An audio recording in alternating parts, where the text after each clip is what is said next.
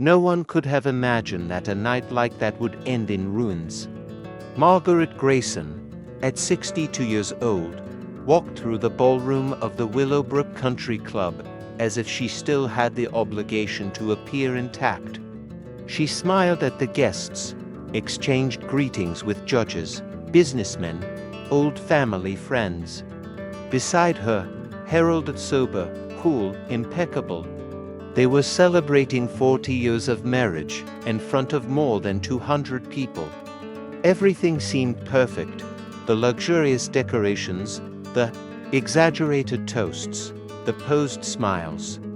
But inside, Margaret was no longer the woman she once was.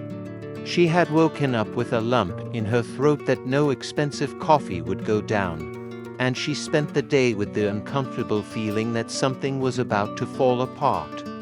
It was a marriage built on silence and convenience, and her body knew it before her mind admitted it.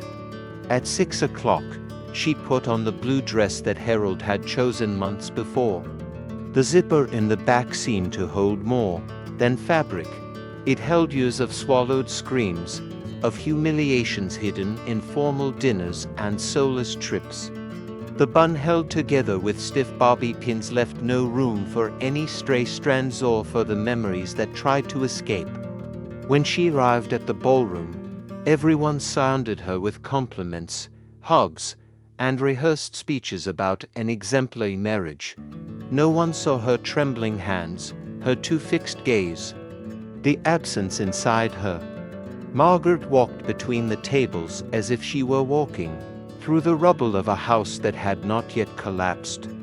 Margaret didn't know why, but something in her refused to follow the script that day. During dinner, she would look at the faces on the head table, but her mind would wander. Her son Daniel, sitting to Harold's left, seemed restless, as if he too were disconnected from the performance. Eleanor, Margaret's younger sister, avoided all eye contact. There was a tension in the air, something that not even the expensive wine and forced laughter could dissolve. When the master of ceremonies announced that the couple would give the traditional acceptance speech, Margaret felt her heart race in a strange way. It was as if her body knew that there would be more to that microphone than just festive words. Harold was the first to speak. With his posture erect and intonation calculated, he began by thanking the guests, his family, and his wife. But then, without any change in tone, he uttered the sentence that cut through the room, like a blade, "I never loved you. You were just convenient."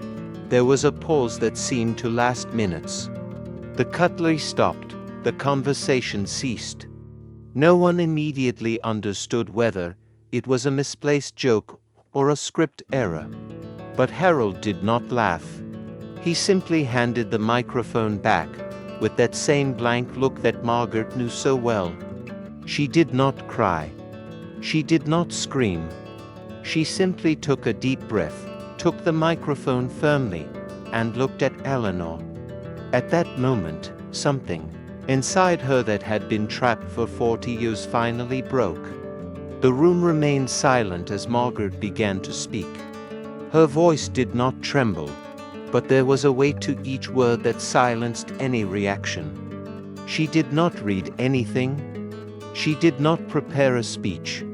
She simply looked at the faces watching her and said, with the frankness of someone who no longer had anything to lose, 40 years ago, I got married while pregnant. But the father of my child was not Harold. His name was James Carter, and he was killed in a car accident 2 weeks before the wedding. Some of the guests widened their eyes, others lowered their gazes. Eleanor, with her hands folded in her lap, kept her eyes fixed on the floor. The celebratory mood evaporated. This was no longer a party, it was the beginning of a reckoning. Margaret then told what no one there had ever imagined. She said that she and James had planned to run away, that he was the great love of her life. But her father, a strict and proud man, found out everything and forced her to marry Harold. The pregnancy could not be leaked. The family's reputation came before anything else. Everyone thought that James had died in a tragic accident, but Margaret knew, even without proof, that it had not been a simple coincidence. That night, for the first time, she let the truth come out clearly. James had been murdered. And not by a stranger. She looked straight at Harold and said, with a coldness that few had seen in her before, "Killed the only man I have ever loved. And you made it seem like it was just fate." A murmur began to spread among the guests, but no one dared to interrupt. Margaret remained firm, as if each sentence released a piece of everything she had been forced to swallow for decades. She revealed that Eleanor, her sister, had witnessed the accident. She was only 19 at the time, but she had seen with her own eyes Harold's car heading towards James, on a deserted street behind the factory. "You didn't brake. You accelerated. And then you got out of the car as if you were helping someone." Margaret's voice echoed like a sentence. Eleanor raised her head, pale, and simply nodded. The silence of all those years had been built on blackmail, fear, and guilt. But now, in front of everyone, it was beginning to crumble. Daniel, Margaret's son, was motionless. His face no longer held doubt, only astonishment. Margaret turned to him, carefully, as if that moment were also a liberation for him. She said that she had never had the courage to tell him the truth, that she had tried to protect him from a cruel reality, but that there came a point when silence became complicity. "You are not the son of a murderer, Daniel.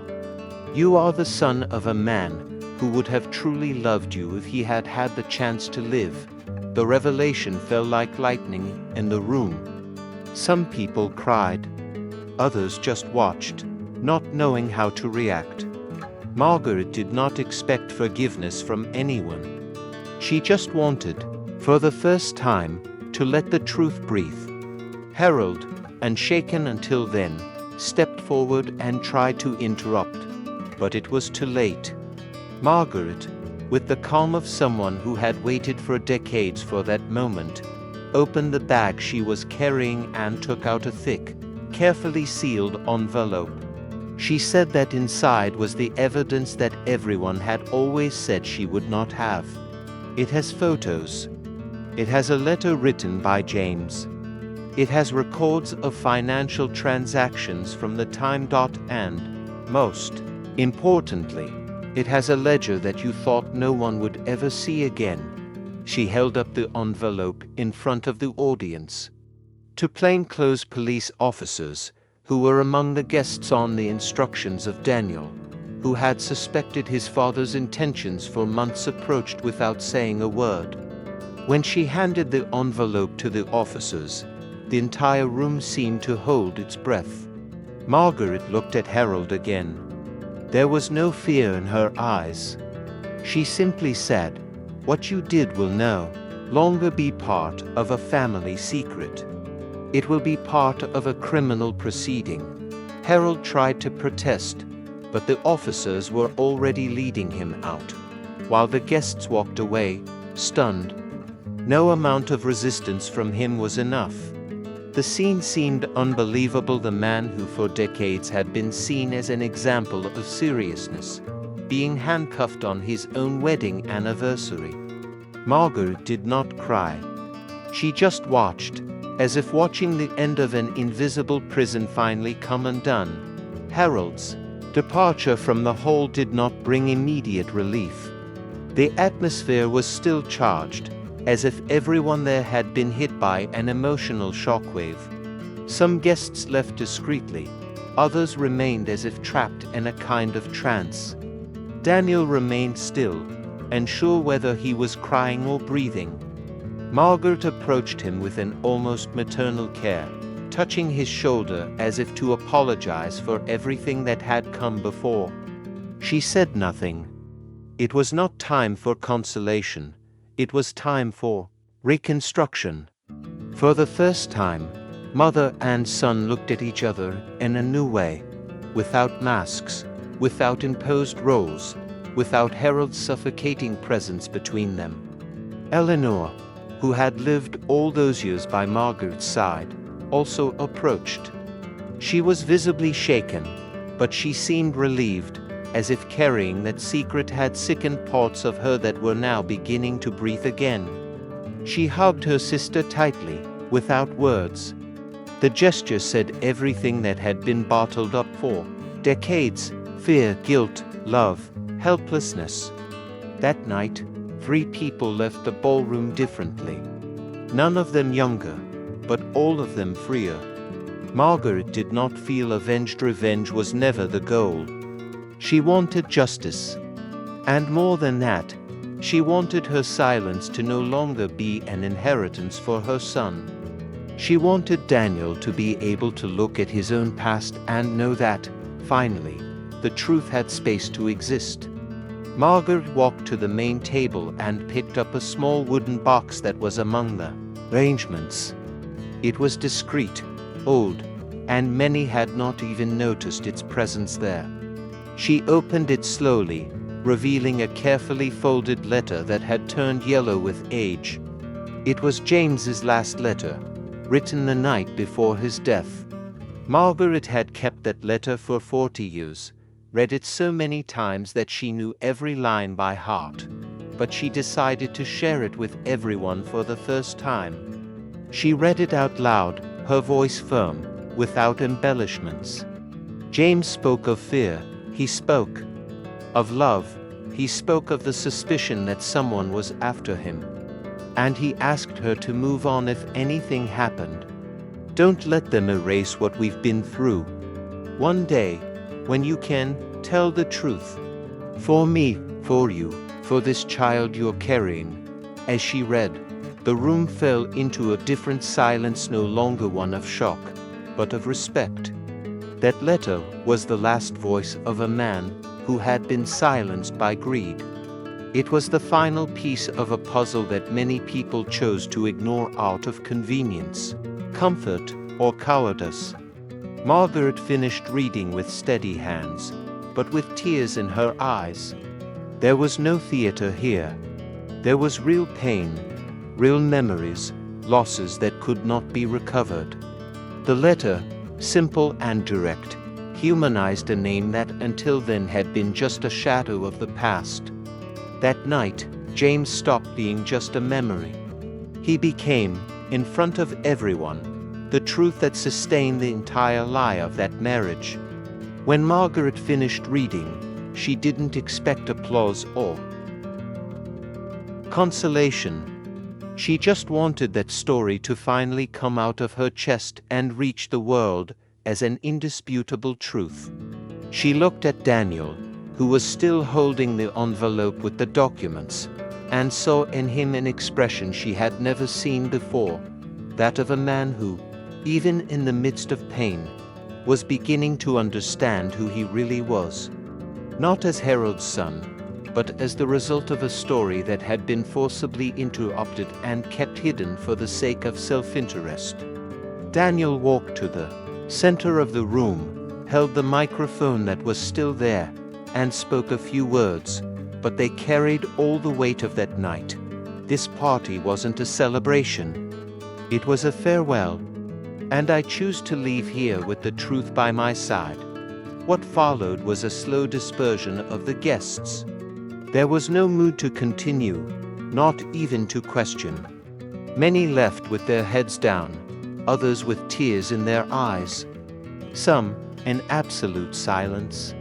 The Grayson family, for decades held up as an example of sobriety and success, was now seen in a different light, not because of the scandal, but because of their courage. Margaret did not stay until the end. She asked Eleanor to accompany her to the door, and Daniel followed. They crossed the hall in silence, each step marking the end of an era. No words were spoken between them on that journey, but the looks they exchanged said it all. The shared pain, the liberation achieved, and the certainty that, even if the future was uncertain, at least now it was real. Outside, the wind that night felt different. Margaret took a deep breath, as if for the first time the air wasn't filled with tension. She turned to look at the club's imposing building, lit by spotlights and adorned with flowers that now no longer made any sense. Inside was the last version of the woman who for years had lived to maintain appearances. For the first time, and for decades, she no longer felt like she needed to represent anything. It was just her, with her wrinkles, her fatigue, and the truth finally told. Eleanor held her hand tightly, as if she were also saying goodbye to a heavy chapter, 2 years of forced omission. They both knew there was no going back. And, in a way, that was also a relief. Daniel suggested that they go home together, and neither of them hesitated. In the car, no one said much. There was an emotional exhaustion so thick that not even silence could completely alleviate it. But there was also peace. A strange, new peace that she still didn't know how to accommodate. Margaret watched her son in the rearview mirror, trying to find traces of James that she might have ignored before. She thought about everything Daniel had failed to know over all those years, and at the same time, she wondered if he would have been able to bear knowing sooner. At that moment, she understood that the truth has its own time, and that, even when it arrives late, it still has the power to rebuild broken bonds. When she got home, Margaret went straight to her bedroom. She took her time taking off her shoes and did her bun, which had been held together with dozens of bobby pins, and looked at herself in the mirror for a few seconds. The face before her was the same as always, but something had changed in its eyes. For the first time in a long time, she didn't feel ashamed of her own history. She sat on the edge of her bed and pulled out an old metal box from the bottom of her drawer, where she kept old newspaper clippings, faded photos, and small objects that had belonged to James: a button from his shirt, a broken chain, a letter he had written before their first trip together. She ran her fingers over each item as if she were touching a living person. It wasn't a ritual of grief, but of closure. In the living room, Daniel and Eleanor were talking quietly. His sister, visibly exhausted, said she never wanted to keep a secret like that again.